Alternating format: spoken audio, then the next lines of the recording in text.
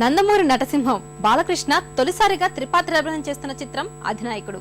పరచూరు మురళి దర్శకత్వంలో రూపొందుతున్న ఈ సినిమా మేలో విడుదల కానుంది. బాలయ్య సరసన లక్ష్మీరాయ్ కథానాయికగా నటిస్తోంది. ఎంఎల్ కుమార్ చౌదరి నిర్మాత. అభిమానుల ఎదురుచూపుల మధ్య ఈ సినిమా వాయిదా పడుతూ వస్తోంది. దీనికి తెరదించుతూ అధినాయకుడిని మే 2వ వారంలో ప్రేక్షకుల ముందుకు తేబోతున్నారట.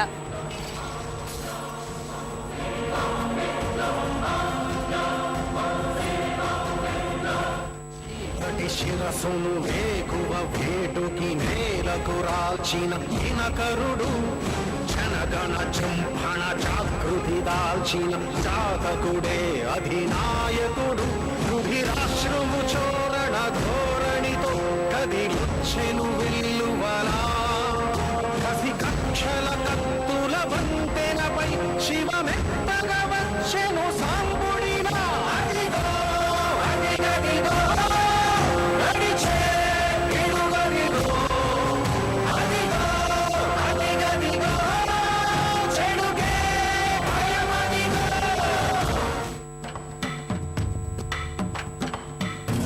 जवानी जलसा जलसा हद्दुलु दाटा थोड़ा सा न पड़ूंगा ये दो नशा గుడుంబ మాయా హంస ముద్దుకు ముహూర్తం పెట్టేశ మధ్యన దూరం మాయం చేశా.